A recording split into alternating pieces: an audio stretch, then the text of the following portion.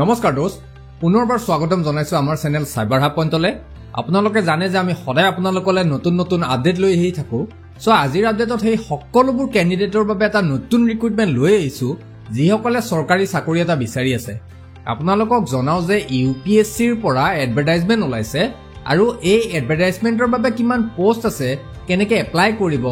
কি প্ৰয়োজন হ'ব লাষ্ট ডেট কিমান সকলো আজিৰ এই ভিডিঅ'টোত আলোচনা কৰিম ভিডিঅ'টো শেষলৈ চাব লগতে এনেকুৱা আপডেটবোৰ পাই থাকিবলৈ চেনেলটো সাবস্ক্ৰাইব কৰি বেল আইকনটো টিপি যাব যাতে কোনো ধৰণৰ আপডেট আপোনাৰ পৰা মিছ হৈ নাযায় লগতে লাইক এণ্ড শ্বেয়াৰো কৰিব তো আহক আৰু দেৰি নকৰি আজিৰ আপডেটৰ পিনে আগবাঢ়ো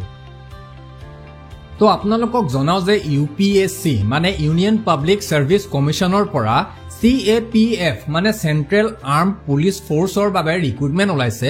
506টা এসিস্টেন্ট কমান্ডেন্ট পোষ্টৰ বাবে সো এই পোষ্টসমূহত এপ্লাই কৰিবলৈ সকলো ইন্টাৰেষ্টেড ক্যান্ডিডেটে অনলাইন যোগে আবেদন কৰিব লাগিব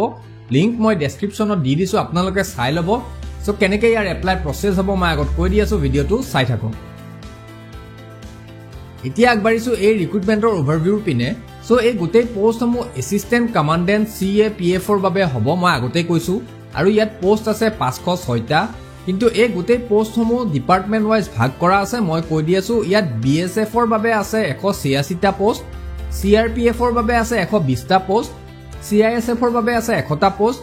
ITBP ৰ বাবে আছে 58টা পোষ্ট আৰু SSB ৰ বাবে আছে 42টা পোষ্ট এতিয়া আইছো ইয়াৰ এলিজিবিলিটি ক্ৰাইটেৰিয়াৰ পিনে সো এই গোটেই পোষ্টসমূহত এপ্লাই কৰিবলৈ ক্যান্ডিডেটজন ভাৰতীয় নাগৰিক হোৱাটো বাধ্যতামূলক লগতে এই পোষ্টসমূহৰ বাবে বোথ মেল আৰু ফিমেল ক্যান্ডিডেটে এপ্লাই কৰিব পাৰে লগতে ক্যান্ডিডেটজনৰ বয়স 20ৰ পৰা 25 বছৰৰ ভিতৰত হ'ব লাগিব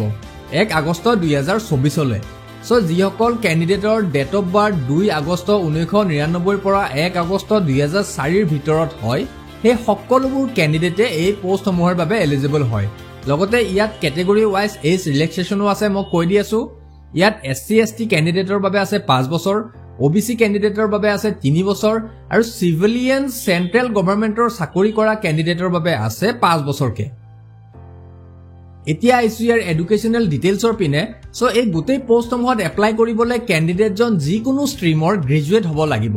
লগতে এই পোষ্টসমূহত এপ্লাই কৰিবলৈ সকলো ক্যান্ডিডেটে ফিজিক্যালি আৰু মেডিকেলি ফিট এণ্ড ফাইন হ'ব লাগিব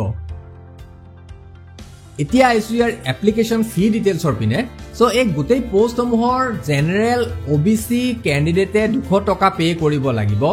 লগতে SC ST ফিমেল PWD ক্যান্ডিডেটে কোনো ধৰণৰ ফি পে কৰিব নালাগে মানে ইয়াৰ এপ্লাই প্ৰসেস সম্পূৰ্ণভাৱে বিনামূলীয়া হয় এই কেটা ক্যাটেগৰিৰ ক্যান্ডিডেটৰ বাবে আৰু এই পেমেন্টসমূহ আপুনি অনলাইন যোগে পে কৰিব লাগিব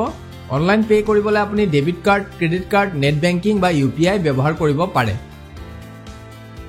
এতিয়া আগবাঢ়িছো ইয়াৰ এপ্লাই প্ৰসেসৰ পিনে সো এই পোষ্টসমূহত এপ্লাই কৰিবলৈ আপুনি অনলাইন কৰিব লাগিব মই আগতে কৈছো লিংক মই ডেসক্ৰিপচনত দি দিছো তাৰ পৰা গৈ কৰিব পাৰে নহলে ইয়াৰ অফিচিয়েল ৱেবছাইটত গৈও আপুনি এপ্লাই কৰিব পাৰে সেই লিংকত গলে আপোনাৰ ইন্টাৰফেসত ফৰ্মখন খোল খাব ফৰ্মখন ভালকে চেক কৰি ফিল আপ কৰিব তাৰ পিছত পাৰ্সোনেল আৰু এডুকেশনাল ডিটেইলছ ফিল কৰিব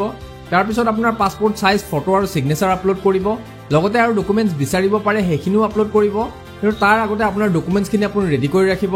তাৰ পিছত আপোনাৰ সিলেক্টেড এপ্লিকেশন ফি সমূহ পে কৰিব তাৰ পিছত গুটেখিনি কৰি ফৰ্মখন চেক কৰিব পিছত সাবমিট কৰিব হেকত প্ৰিন্ট আউটটো লব একেবাৰে নাপাহৰিব কাৰণ সেই প্ৰিন্ট আউটটো বহুতে ইম্পৰ্টেন্ট হয় এতিয়া আগবাঢ়িছো ইয়াৰ ইম্পৰ্টেন্ট ডেটছ সমূহৰ পিনে সো ইয়াৰ এপ্লাই প্ৰসেস ষ্টাৰ্ট হৈছে অলৰেডি আৰু চলি থাকিব 14 মে লৈকে সো যিসকল ইন্টাৰেষ্টেড ক্যান্ডিডেটে এপ্লাই কৰিম ভাবিছে তেওঁলোকৰ হাতত 14 মে লৈকে সময় আছে কৰি লব সকলোৱে তো এখিনি আছিল আজিৰ আপডেটত ভিডিঅ'টো চাই ভাল পালে লাইক কৰিব লগতে শ্বেয়াৰো কৰিব যাতে আন এজনেও এই ৰিক্ৰুটমেন্টৰ বিষয়ে ভালকে জানি লওক আজিলৈ এৰিছো পুনৰ নতুন আপডেট লৈ আপোনালোকৰ মাজলৈ আহিম জয় আই অসম ভাৰত মাতা কি জয়